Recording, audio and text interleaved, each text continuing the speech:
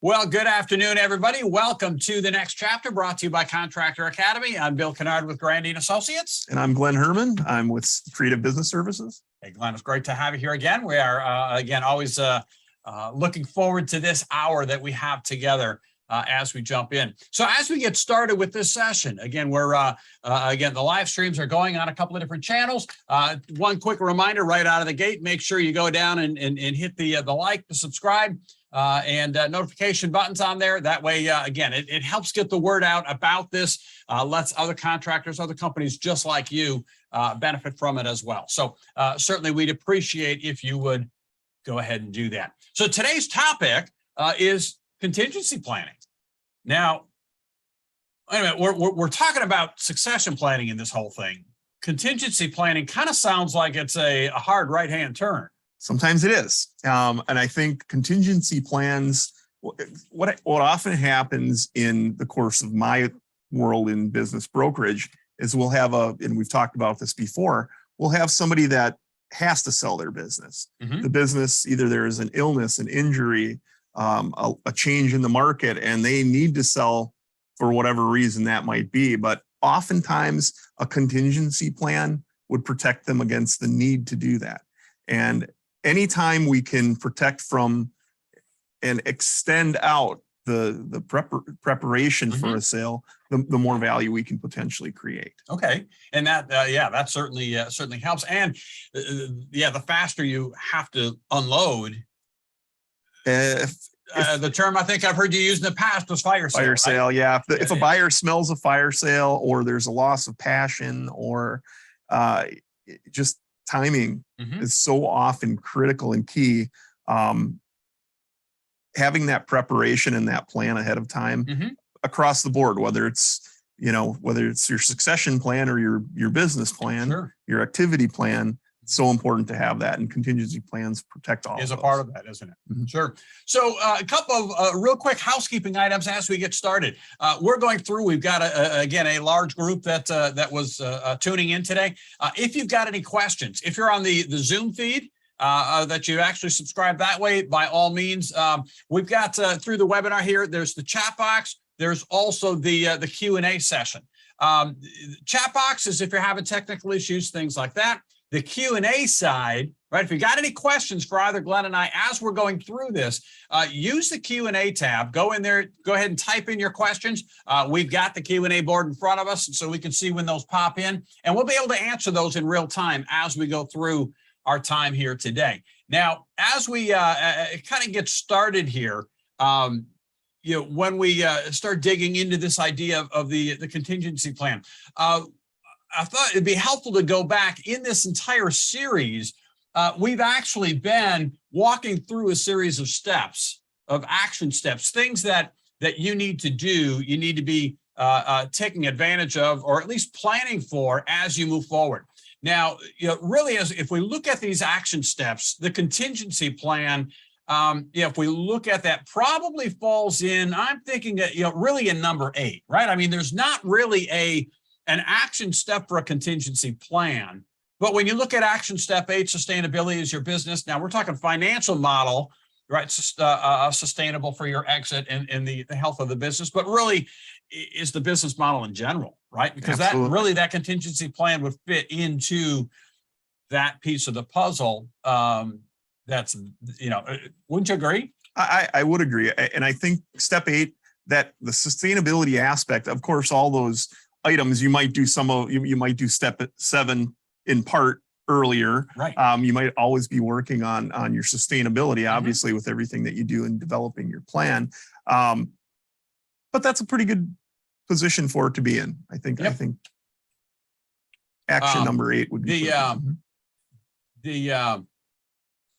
so if you can't, just real quick technical note, Stace, we've got a Adobe window open on our screens here, screen 4. So one of the other items that if we think about it and look at it, we've got the action plan that's here. We've in the past also a couple of times put out the 3-year and a 5-year timeline. Now those timelines basically, as you said a little bit earlier, it's not that we're really going to start these necessarily in this order just a reminder again, these are the absolute latest point that you should get into these individual timelines. And so what we're going to do is for anybody who is registered to the Zoom call, again, we're going to share, we'll send out a link to the recording afterwards, and we'll include that timeline in there in that email that we send you as well. If you're tuning in live, on the either Facebook or our YouTube channel, simply go ahead and put in a note there or shoot us a note here at the offices at Grandy Associates. We'll make sure that we get you those handouts as well. Now, we're really talking about this whole timeline thing or the contingency plan thing for a specific reason, aren't we? Well, yes. Recently, I've had to engage my contingency plan. As some of you know, I had some health issues about 9 weeks ago. And had some open heart surgery. And so having that contingency plan was extremely important. What our businesses, and we've talked about this, and I've always said that a business, the way your business travels through time is kind of like a roadmap. And the chances of you planning a trip to Alaska and following it exactly are zero. And there are going to be detours because there's that big ball of yarn that you saw. Absolutely, that was 30 minutes away, right? And the corn maze. I've been there, and so, but having that roadmap and that plan to get back on track is so important. And a contingency plan does exactly that. The other thing that I've realized in the last 9 weeks is that with adversity, there's often a parallel or it often leads to opportunity. It helps you identify, and just the simple process of contingency planning can be extremely helpful in, that's more of a global picture, but when we're looking at risk management planning for a specific project, the process of going through contingency planning can be shrunk down and looked at on a specific project by project basis. Oh, sure. Well. Okay. That makes sense. And so not just company-wide, but maybe within, maybe my sales process or something on that nature. Now, of course, you're involved, in your primary roles, creative business services, but you also are involved in a couple of other companies as well. Correct. And I give credit to my wife. She's the driving force in a couple of those as well. And takes a team, doesn't it? It does. Teamwork makes the dream work. I hate that when people say that, but it's true. It really is. It does take a village, Bill. No, I'm just kidding.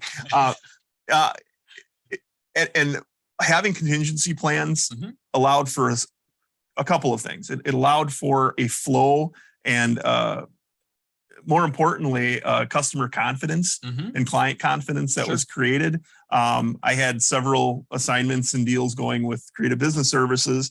And upon knowing I was going into the hospital, my wife was very quickly able to, because she's my backup plan, to engage my contingency plan. She sees the trigger and she's, fully capable of engaging the plan. Immediately called our office, we got on the phone with the broker. We reviewed exactly where everything was at in our office with my team. And very quickly we're able to identify things that needed to be completed, communications that need to be made. When something like that happens, that's on the health side, and that's could have potentially affect clients, it's extremely important to not delay any bad news. Right. When you delay bad news, it just makes it worse. Sure. A lesson I learned in my childhood. Right. Yeah. Because, on that side of it, right, it's really no different than, as a business owner calling some of your suppliers, your providers, right? If all of a sudden you can't pay or cash is tight, one of the best things is to pick up the phone and get in touch with them, right? Because just like, look at delaying bad news, how you receive it. Right. I mean, look at it from a receivable standpoint. If all of a sudden you send an invoice to a customer and they're not paying you, and you send them a reminder and they're not paying you, and and then you put in a phone call and they don't return a phone call, pretty soon you're thinking the worst, right? Right. And it's kind of the same thing here, isn't it? It is. It's exactly the same. So having that communication is key, but understanding too that there are different types of things that can influence, our businesses. And if we go to the first slide, one of the things, obviously, we just started talking about was health issues, but loss of key players in the organization. God forbid your salesperson passes away, or takes a different position. What's Right. the contingency plan for that? Mhm. Pandemics, we've all lived through that and are living through that. How has that affected our business? Had the rest, I can tell you from working with some folks in the restaurant sector, the ones that had a plan Mhm. before the pandemic occurred, they made it through it. Sure. You know, and there's probably restaurants in each of our communities that we've seen that were really successful at the takeout or Mhm. the outside dining, and they came up with plans to. We saw some folks that had ice fishing shelters that they put Oh, heaters sure. in, and Yep. so they're heating ice fishing Mhm. shelters outside of their business to keep people coming through, and you know, the drive-throughs. I mean, it really changed things.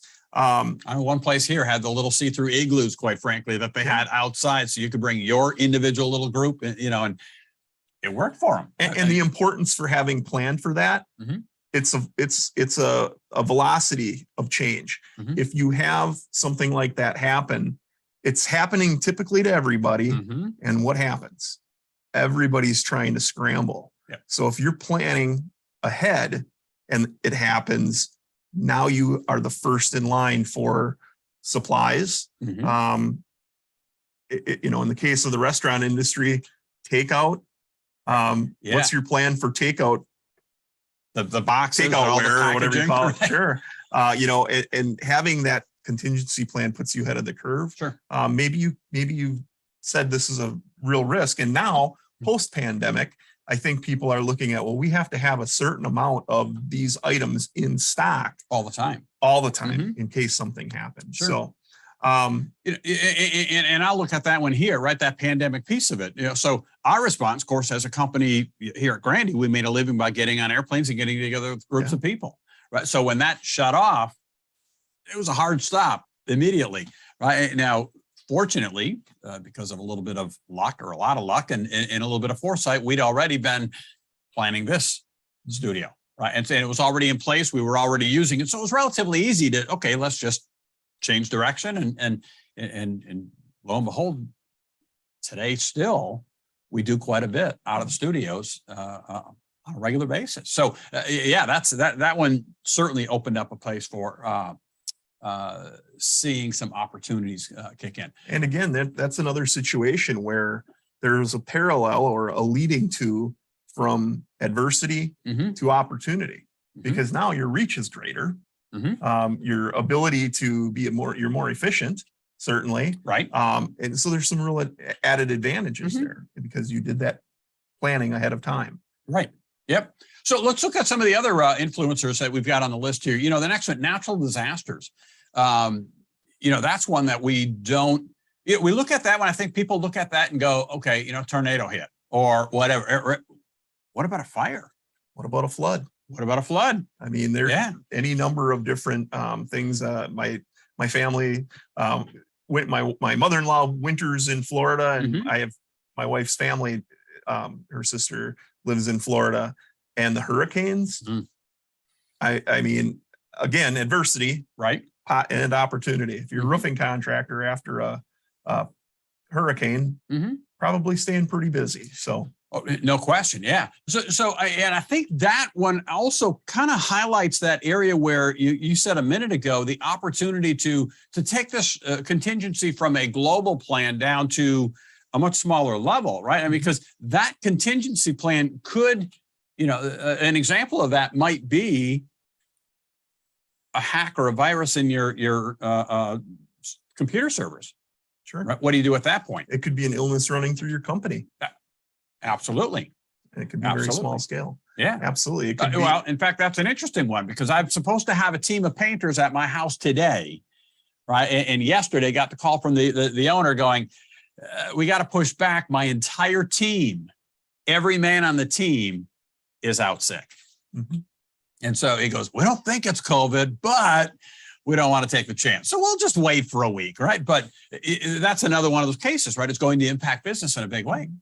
And there doesn't necessarily have to be a repair to the change. It can be as simple as communication immediately with your customers to let them know here's what's happening. People have to be understanding. Obviously, there are things that we are out of our control. Yep. Basically, all the business influencers, those are all things that we're talking about right now that we don't have control over. Right. Absolutely. Part of those, I go back to, let's say that house fire, right? I've been worked with companies where they had a fire in their building, right? And everything was gone. Mm-hmm. The question is, again, I'll go back to even your computers and your servers. Do you have offsite backups for all of your data? Because if the building is gone tomorrow, can you get back up and running, or do you have to recreate all of that stuff? So the offsite backups become incredible. So that's just one little piece, right? And do you have redundancy? Mm-hmm. What we found too with the pandemic is that a lot of people were working from home. Mm-hmm. Well, if you put all your equipment in the next case of the next item, civil unrest, Mm-hmm. if you had all of your trucks in one location, may not be a good thing. Because what happens, we had in southern Wisconsin, not too long back, we had some civil unrest. And, unfortunately, the target was businesses. Because as we all know, all of us business owners are wealthy. Right, absolutely. Right. So, we can handle it. And right. Yeah. We'll disrupt their right. stuff. So, exactly. but having that contingency plan to say civil unrest, let's move our assets away from a centralized location. Mm-hmm. It could be a part of a great plan. Sure. Looking at loss of a major client, that's another situation where, I'm a big advocate of segmenting my clientele. Mm-hmm. So, and I know you talk about that from time to time, segmenting your clientele and knowing what percentage of your business in any venture is coming from which clients. Right. The Pareto principle tells Mm-hmm. us that 80% of our opportunity and revenue comes from about 20% of our customers. Yep. Well, what if it comes from 5%? Mm-hmm. That's scary. Absolutely. And because if you lose, that one account, you could be sunk. Right. And so going through this process of contingency planning will help identify some of those things. Mm-hmm. If you notice that in your contingency plan that, look at your top 10 customers, right? And what would happen if I lose any one of those? Mm-hmm. What will be the impact? And maybe it's nothing. Maybe Mm-hmm. we can absorb it with other things and shift. But having that ability to identify that gives you a different insight into your business. Sure. It gives you a different. I know with my business, and you do the post-mortem on the contingency planning after it's engaged and how effective it was and where can we make changes. And we've identified some changes that we need to make. Mm-hmm. And that's the other positive result of the adversity. Sure. That's where the opportunity lies. Mm-hmm. Sometimes it's opportunity and sometimes it's an unresolved opportunity or problem. Right. Some people right. call them problems. I don't like to call them that, but so it's something that can take you forward. You can fall forward versus falling back. Right. Absolutely. And just thought of a question, but I hang out to it because I know some of some of the other things that you've got coming up. So competition changes. I think that was another one, right? Mergers, acquisition, structure change, offerings, right? So that actually really touches close to what we're doing, but it does. And we've seen the sales that we make affect market change. Mm-hmm. In terms of contract. What do you mean by that? In terms of contractors, Mm-hmm. if you have a company, and I'm working with a company right now that's looking to roll up, they're looking to purchase, and Mm-hmm. we call it a roll up, companies geographically in specific metropolitan areas in the Midwest Mm-hmm. to increase their market share. Okay. As we all know, labor is a huge constraint. So if you have somebody come in Mm-hmm. and they buy 2 or 3 of your competitors and consolidate, well, they have more buying power. Mm-hmm. They have better employee control. Yep. They have typically a standardized system that they can work across. They're going to implement. And That they're going to implement that could improve. They may have different offerings. Think of heating contractors. Mm-hmm. All of a sudden, this company comes in and buys, and oh, by the way, they do geothermal. Right. Okay, it's a little bit of a switch. Mm-hmm. All things that have to be considered. So. And that is one that certainly today's market of really some of the consolidators and some of the acquisitions that are taking place in a big way in the HVAC market or the trades market in general, quite frankly, that is affecting where you get, a company comes in, buys another one, they implement their processes in place. And so it does disrupt the market that's there. So it might be something that is happening with another company that's going to impact me. Mm-hmm. Yeah. And you know, the other thing too is you may be a dealer for a specific brand.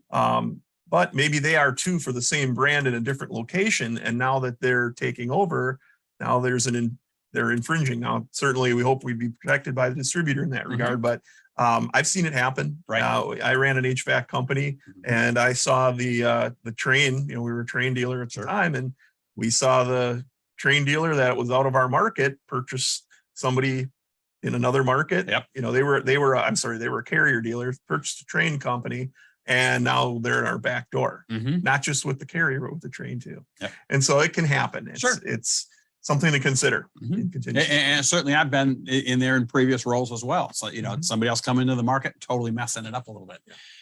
Some of the other items that are there, right? So phones being down, computer viruses, we talked about a little bit of those, right? Business espionage.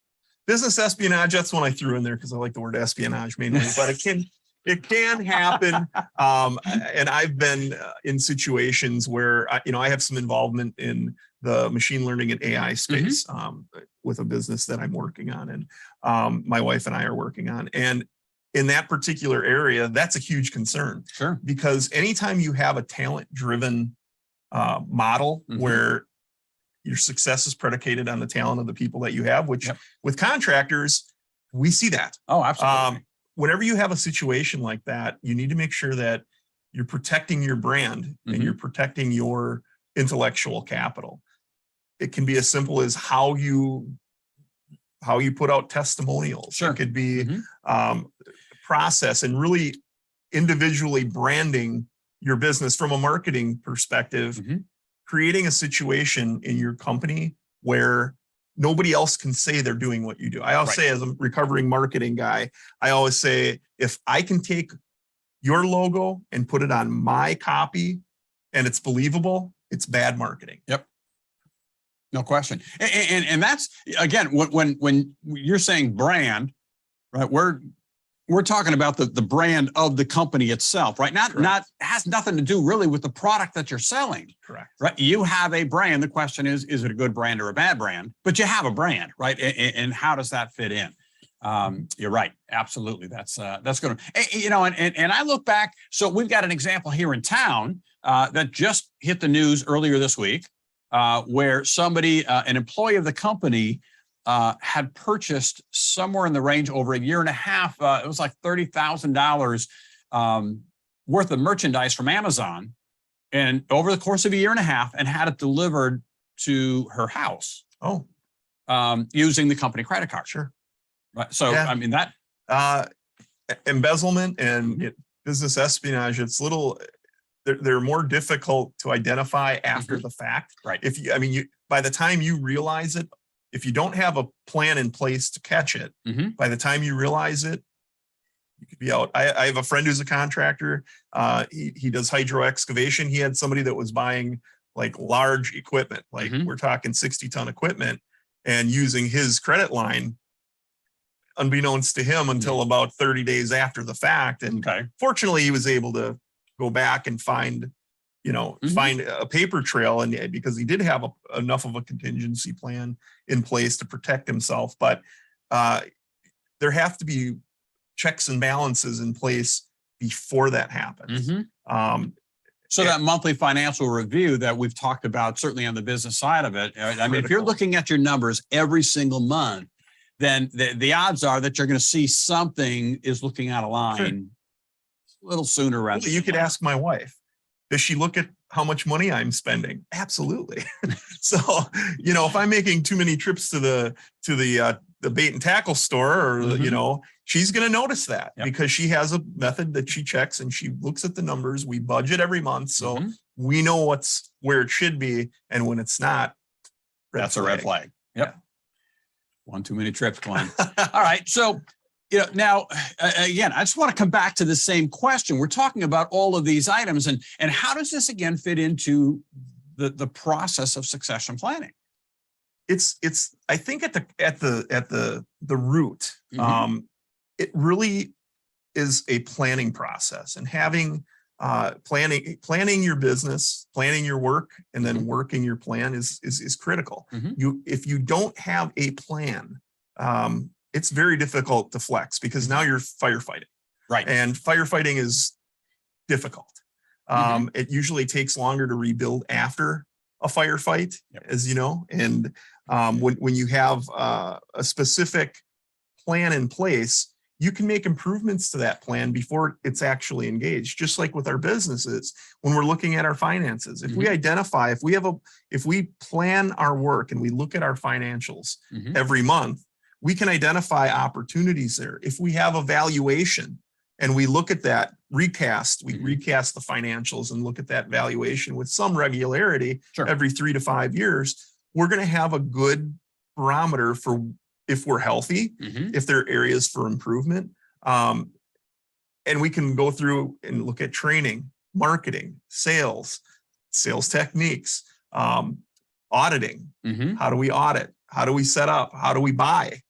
How do we sell? All those things are all part of the business process, and having a plan for each one of those areas just makes sense. Absolutely. And I think that, one of the things that I hear in talking to business owners, that, they see this whole list that we've got here and they're going, oh, it's just overwhelming. I don't even know where to start. You know what? Pick one, right? And put a plan in place for that one. Well, and truly, and I think this is coming up on the next slide here. When we talk about getting started, the next slide is looking at that. You have to make a list of all the risks that you have that could affect you by category. And it could be financial. It could be our ability to respond. It could be a reputational risk. If this happens and it could affect my reputation, well, you only get one chance to keep your reputation stellar. So it could be an opportunity issue or a physical property issue. I mean, it could be any number of things, but those risks, what are those risks? And then categorize those risks. Once you've done that, you really need to rate them from most devastating to least devastating. Mine are financial because, I'm concerned with that. And I'm concerned with reputation as well. Those are almost neck and neck. And reputation, again, you only get one chance to ruin that. So when we're getting started, that's the first process is identification. And I think that if we do that, right? So just kind of put a nail in that last question real quick, and then we're going to kind of walk through some of these a little bit. But I think if you can show to a potential buyer that, hey, we have contingency plans in place, it's part of our activity plan. We work with them. The entire team knows when A happens, we do B. And I think that also then has an impact on the overall value of the company. It can, and it speaks to a couple of things. It speaks to preparation and it speaks to delegation. So having a contingency plan in place that can articulate where you can articulate the roles of your team. And we'll talk about how the team is brought into the process in a little bit here, but having that, a buyer looks at that and says, this company is not only are they financially solvent, but they're planners, they're forward thinking. So they're gonna be less likely to make assumptions. Right. Yeah. And I often use the analogy, right? Can you pass a school bus test? Right. I mean, if you step off a curb and get hit by a school bus, can your company continue? Well, literally your companies, and your wife's companies, which you were involved with, had to continue without you for a period of time, didn't they? Absolutely. And so, and not just once. I had COVID last January, and they gave me less than a 10% chance of survival.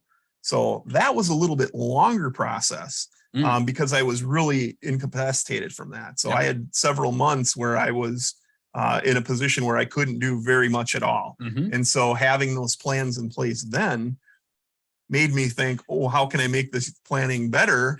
And consequently, this last little health issue, the plan came together a lot quicker. Sure, but you still learn things, right? It's you learn every time. Continuous improvement. Absolutely. And so, I just feel really fortunate to be sitting here next to you, right? But you think I am fortunate. Is that what you're saying? Well, right. So but we often think, well, that'll never happen to me. But it does happen. And that's the key. So let's get through start working through. We've got a couple of different steps, right? So the getting started things, right? So you talked about the making a list of risks by category, rank them, start dealing with the most critical items first. Mm-hmm. Where's your exposure? That's a good question to ask yourself. Okay. Where's my exposure for this business? Mm-hmm. If it's financial, because maybe you're in the process of strengthening your cash flow, or you're in the process of improving your days, your receivables, Mm-hmm. and you're making inroads, but you're not quite there yet. That could be the thing that you need to really focus on first. Mm-hmm. If it's a labor issue or a reputational concern that you Mm-hmm. have, because maybe you heard somebody talking about you, or you have a competitor that's saying some things that aren't particularly wonderful about you, Mm-hmm. which happens. I mean, Right. it's just business. That allows you to focus where you generate your focus initially. And to your point, do something. Do one thing. If you just identify the risk and rate them according to how damaging are, it's going to get you a long way to being able to come up with a plan. The third point there, rate the list from most likely to least likely. Well, if you would have asked me if health concerns would have been on my radar, I would have said no 9 weeks ago, because 14 weeks ago I had an echocardiogram and they're like, boy, you're doing really well. Your ejection fraction for your heart is looking really good. And then fast forward a couple of months and they're like taking cameras into my heart and going, oh, yeah, we got to do something. So one too many tacos in between that 2 week period. I'm retiring after I get the McDonald's settlement, I can tell you that. But no, seriously, it's so important to rate those least to most, or most to least likely. And then finally, identify who will be impacted here. Number 4, that's also important, because it may be, you may be the person that has the impact that you're the trigger for the contingency plan. Okay, so you're the one that getting it rolling. Yeah, you're getting it rolling, but who's it going to affect? Well, in my case, based on my income, it's my family, it's my colleagues, because they rely on my deals coming together.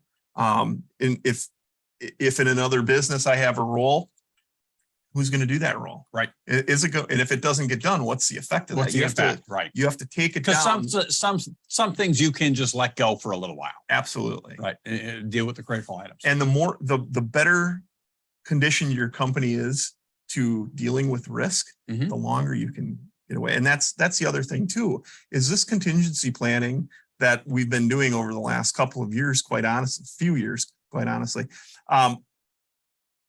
has created opportunities for me to be able to step back, because I can say, oh, if something happens to me, okay, here's what's going to happen. Here are the key players. Here's what everybody needs to do.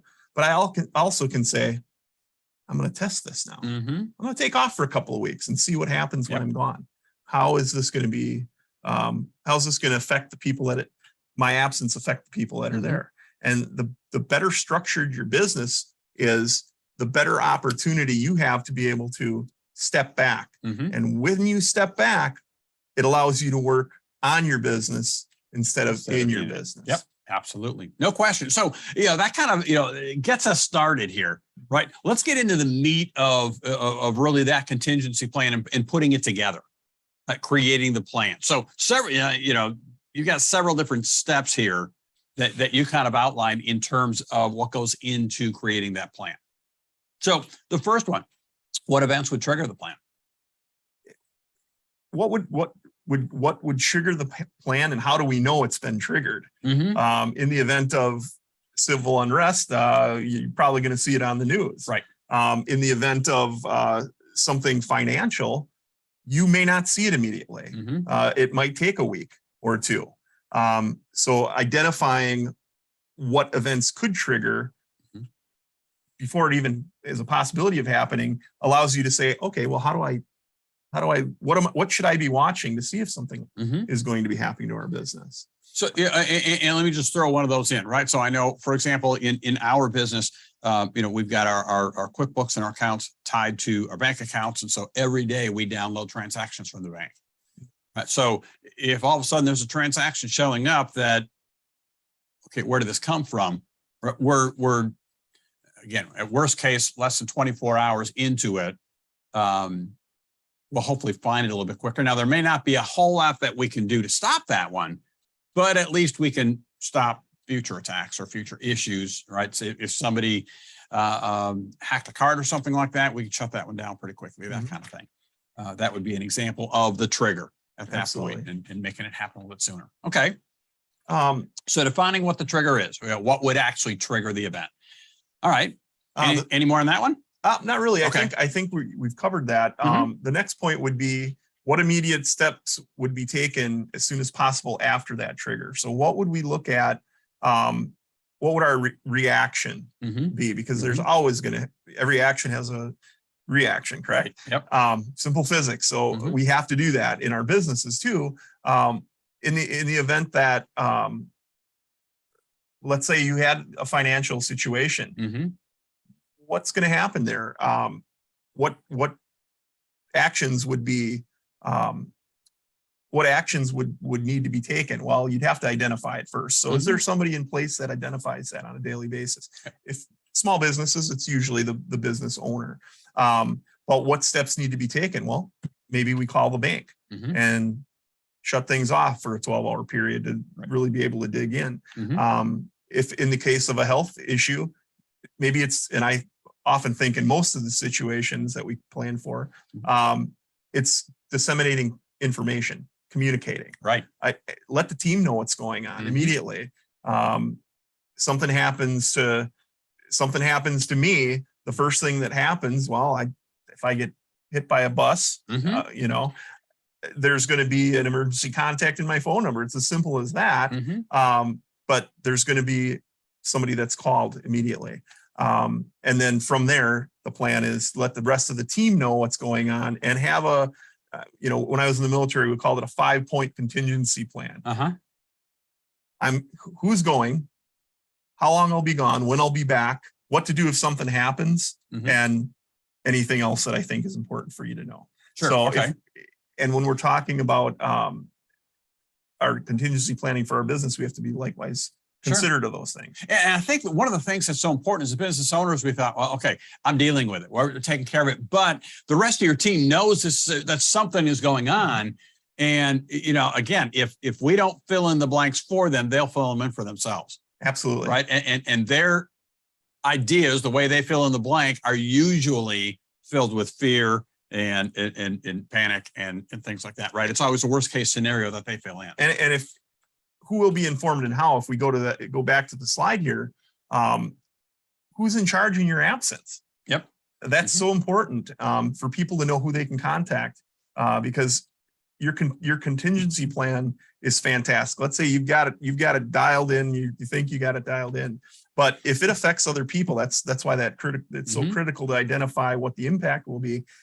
If the communication lacks because there's no clear leadership in place, trouble. Right. Now you can always hope that if you've done good planning and we've taken people through the process that we've talked about, where we're looking at personality profiling and things of that nature, and we have identified the emergent leaders. If we haven't gotten quite to that step, and we would hope that other training would create an emergent leader that would take charge in the absence of direction. But that's not always the case. Right.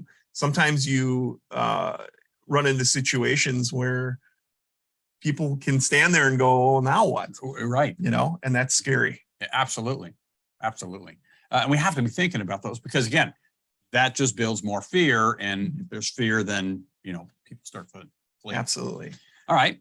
And identify, when you throw that news out there, have another time that you're going to plan on talking. That's very important because it does ease that panic. Letting people know that, hey, I'm going in for open heart surgery tomorrow at 10 o'clock, and I expect to be out sometime within that day, but I will be back available for contact within 4 to 6 days. Mhm. Very important for my team to know that there's a plan in place, number one, Yep. but also knowing when it's permissible for them to contact me. Mhm. In the case of if you had to decentralize your location because of a weather event or civil unrest, having an understanding of here's where we're going to meet next. We're going to have a conference call at this time. We're going to meet at this time in this place, or we're going to have this is what you can expect to hear from me, when to hear from me, via text or however. Sure. Very important. Yeah. So, yeah. And again, just a quick note, if anybody's got any questions on the stuff that we're talking about here today, by all means, enter it into the Q&A session. We'll definitely cover those as they come in. I think also that communication piece of the puzzle, just communicating with my team that we have a contingency plan, right? Hopefully they knew about it up front, right? But even if they don't, just communicating with them that we have one, I think, just does a lot to quell some fears. It does. And I think involvement of key players is critical. Right.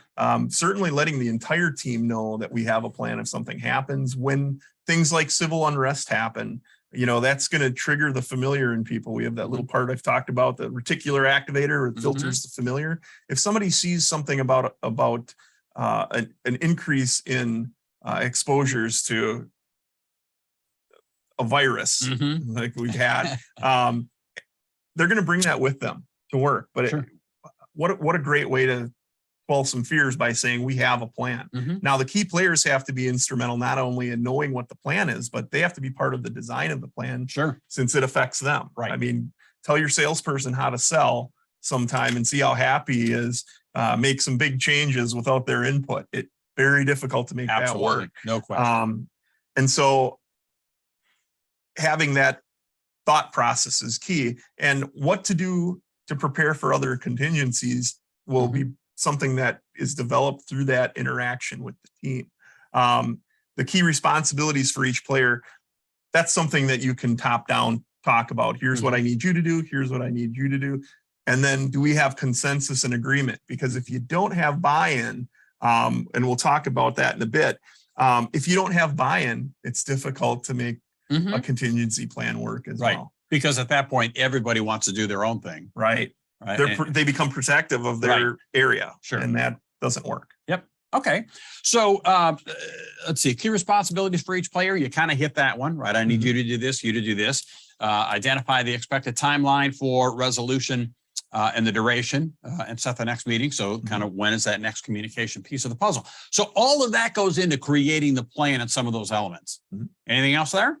I think we've covered pretty much everything. Okay. In those first 6. So let's go to the next couple of steps. Now, this is, again, still in that, that whole getting started, right? So we've now created the plan, or we at least are starting with it, right? So item number 6, get feedback and buy-in from the team. And that's through interaction. That's just what we just talked about.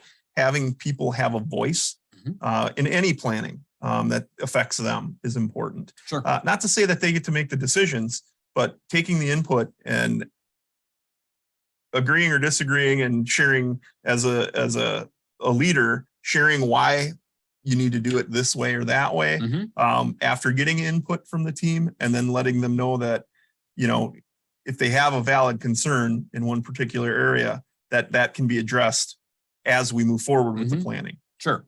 Okay. And I would also think that one just makes our company stronger.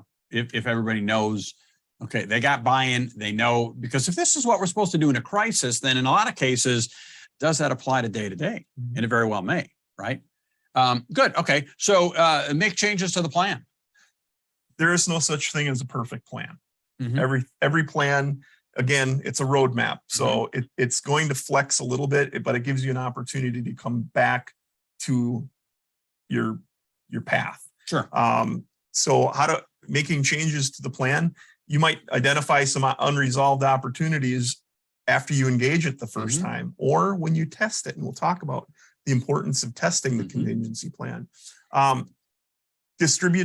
Distributing the plan, and I feel like a physical distribution of here.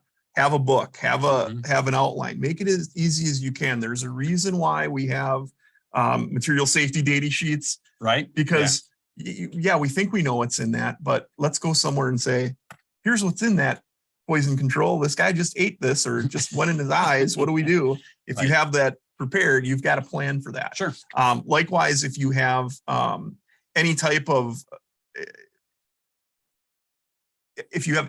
an emergency Mhm. situation, having something that's simple to go to and training that and saying, here's our standard operating procedure. Mhm. What do we do? If there's a fire in the building, what do we do?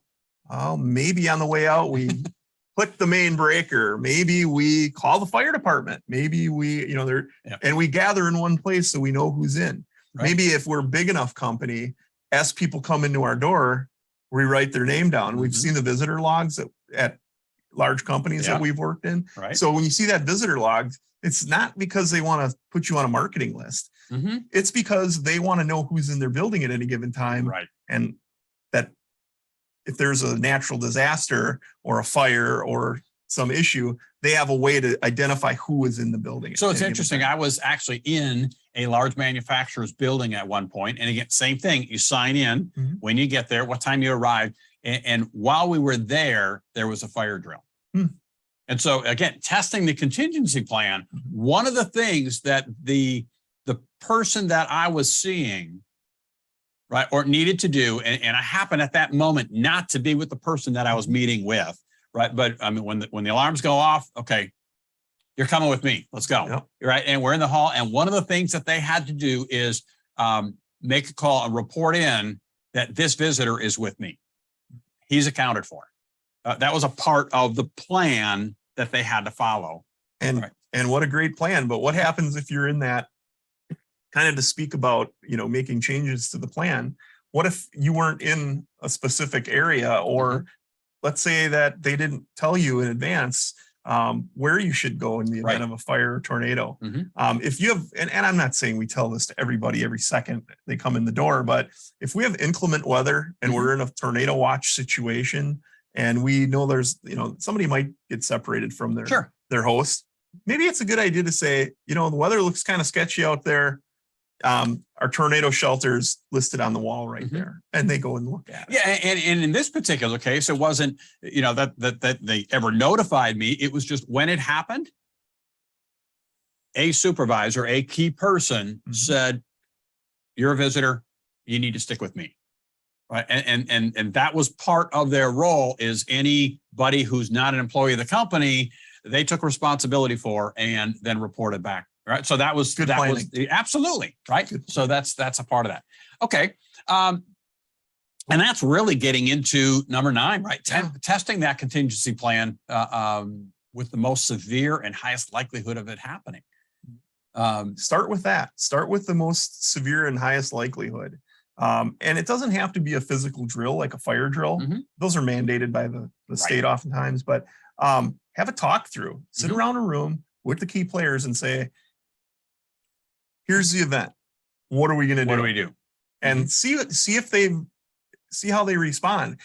It's going to do a couple things. One, it's going to tell you who read the plan or who was paying attention. But the second thing is going to show you your emergent leaders. It's going to show you, in that conversation, if somebody stumbles, somebody else comes in and corrects them or guides them a little bit.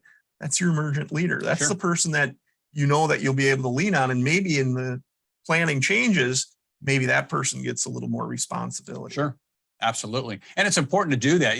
You had mentioned a little bit earlier, right? That while you're doing this stuff, you tested it, right? It gave you the ability to, okay, I'm going to leave. I'm going to be gone for 2 weeks. Right. And, okay, what works, what doesn't work while Glenn's not here. Communication. That's I mean, that will come out. You'll see how well your team communicates, and you'll see how well you communicate. Sure. Or don't communicate. And, I have to say, my wife took away my phone when I was in the hospital. She's like, "Why are you working?" I'm like, "Well, I just, she took my phone away." And then contingency plan engages, and people are no longer calling me because they had an email that I'm unavailable and you need to call this person. Perfect. I'm out of it now. Right. Now I can relax. Yeah. And now I feel very comfortable.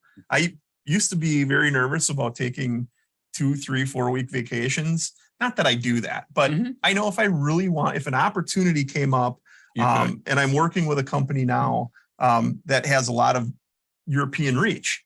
I love Europe. I want to go there. I think that would be a great, if I can find a buyer in Europe to buy an American company, that could be really fun. You're going to bring the paperwork to them. Well, that's what translators are for. So, all right, good. Well, so then, then your last item on here, review regularly, review that plan regularly. I mean, once I've created it, aren't I done? No, I mean, it's just like any planning. If you're satisfied with what you have without testing it, it's just like anything else. If you're satisfied with your marketing, and again, recovering marketing guy, if you're satisfied with this ad really worked well, okay, but what if you changed something and tried it again and it worked better? Well, what are you missing? Right. Unresolved opportunities, opportunities to do better, opportunities to make more money, opportunities to be more efficient and make life easier on yourself. Those are all aspects that contingency planning has. But when you review anything regularly, especially a contingency plan, who had pandemic on their contingency planning 3 years ago? Absolutely nobody. Everybody does now. Sure. What happens if we need to have people work from home? Oh, we can't work from home. Well, maybe now we have to prepare a plan for that. And in my case, and in the case of our, some businesses I'm involved with, you have to have the ability for people to work remote.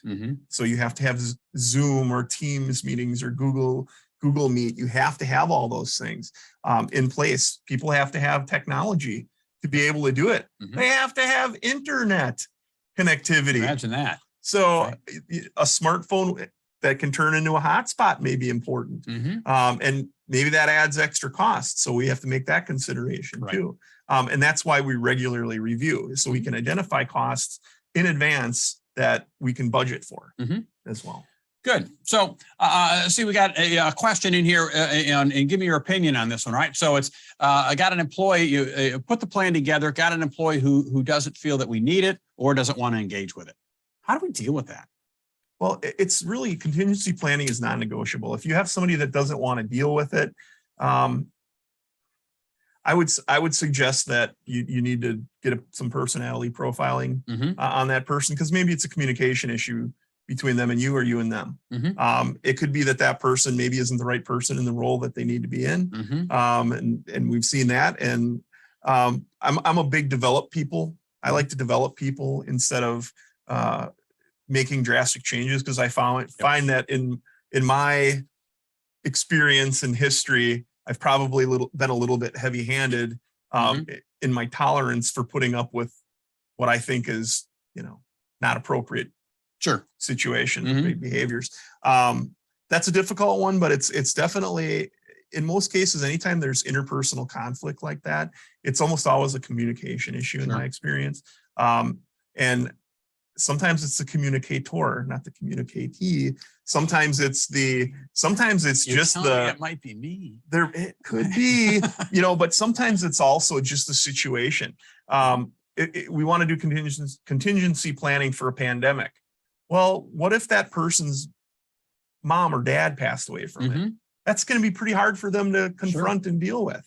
So maybe it's how you set up the contingency plan.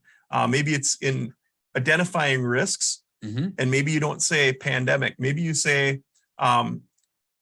situations that force us to separate ourselves from each other, or work out. And that could be civil unrest. It could be pandemic. It could be any number of things that require decentralization. It could just be a business plan. What was interesting with the pandemic that most businesses found out, me included, you work better remote a lot of times. We look at companies, large insurance companies here in the Green Bay area, one of which built a large facility. They found that their production went up when people were working at home. You're not thinking about your family because you're with your family. There's certainly advantages to being in an office, and I agree with a lot of the industrial magnates of our time now that you have to have people in the office, but the reality is there can be benefits to both. So Sure. So that's part of, What is that flexibility? how you pitch that to your team, I think, is as important as anything. Yep. Very good. All right. So kind of a couple of key wrap-up items here on this then, buy-in from key players. I mean, you've talked about that a number of times already today. Yeah. If you don't have the buy-in from your team, maybe not the overall team because they may not understand it. Sure. And some of it's kind of above them in terms of what they need to know. My techs if I have techs, they don't necessarily need to know every detail of the contingency plan. They just need to know if I call you and tell you to work remote because of something or take the truck home. Yep. That's what they need to know. If we're looking at, the second point, and this speaks to what we've talked about throughout our series here in the last number of months, creating a culture that embraces flexibility. It starts with hiring. Is that person that you're hiring tomorrow, do they embrace flexibility? Do they engage well under pressure? Do they have, are they committed to the overall goal and are willing to be flexible to get there? Very important to consider. And then finally, again, just reiterating, review it regularly. And, again, when we talked earlier, we said that contingency planning is very macro. It's a big picture kind of thing. But it springboards very well into planning for risk on specific projects or smaller scale situations. Sure. And that's extremely and exceedingly helpful for a company. Absolutely. Without a doubt. Without a doubt. Well, again, a lot of stuff to think about. And again, all of it factors into, because like you said earlier, it speaks to the bigger question of how prepared, how organized, how much have you thought through your company? And again, all of these things, quite frankly, are going to improve a lot of your processes, which again, have an impact on the value of the company. Absolutely. So it's things that we have to certainly be looking at.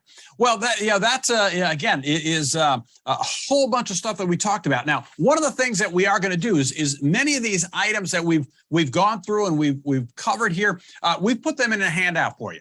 And so what we're going to do is we'll go ahead and share that one right now in the chat box, not the Q&A, but the chat box. So if you want to double click on that, you can open that up and grab that one for anybody. Again, that's in the Zoom. We're going to go ahead and send out a link to the recording. That'll be on our YouTube channel, and we'll include a copy of that with that document as well. So it's just a good recap of everything that we talked about as we went through this today. Now, again, one of the questions that comes up regularly is, okay, we got a lot of work to do here.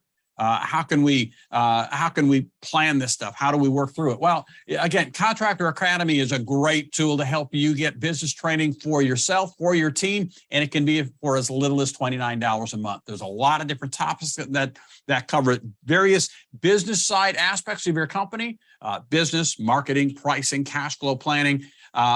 Gets into all of that, as well as a bunch of technical side stuff, training for the HVAC side in there as well. So you can see a lot of those topics that are in place. And again, you can get, as little as $29 a month for just you, or you can actually go to different levels where you can get training for your entire team, and you can actually manage that process. Find it all at grandyassociates.com.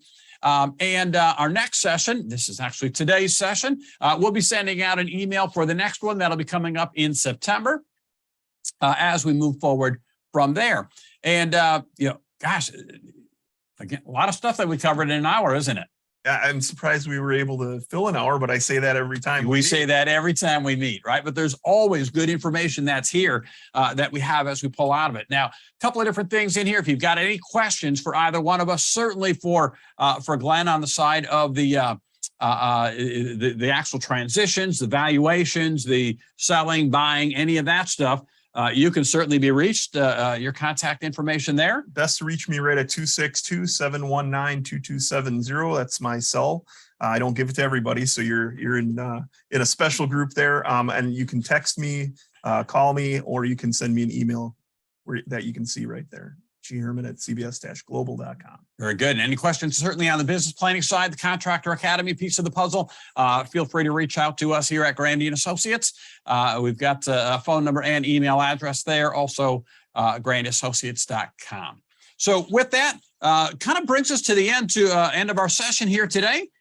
If you have any questions moving forward, reach out to us. Again, if you didn't get the handouts, if you're looking on the or just watching on the live stream, feel free to just shoot us a note, shoot us an email. We'll get you those handouts as well as a link to the recording. With that, Glenn, it's been a great hour. Likewise, it's been, I've enjoyed our time together as usual, and I'm glad that we didn't dress the same today. Right. We've kind of had that problem Yeah, recently, haven't we? 2 out of 4, I think, we've been dressed the same, but. All right. Very good. With that, we will see you next month.